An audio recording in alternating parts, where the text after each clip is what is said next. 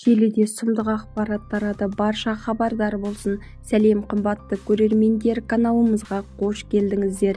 Әлемдегі және Қазақстандағы жаңалықтарды алғашқылар қатарынан біле отырғыңыз келсе, арнадағы подписация және бір ғана лайк түймелерін баса отыруды ұмытпаңыздар.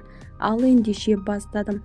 Алматы облысында екі жігіт әжетханаға түсіп қайтыс болды.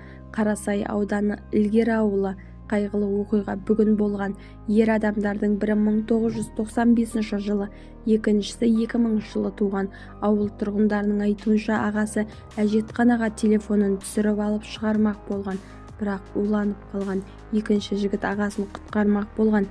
Мәйіттерді шығарып полицияға тапсырдық дейді Республикалық жедел құтқару жасағы мекемесінің құтқарушылары. Құтқарушылар тұрғындарға сақ болу керектігін ескертті. Бізді тамашалауда жалғастырыңыздар. Сау саламатта болыңыздар.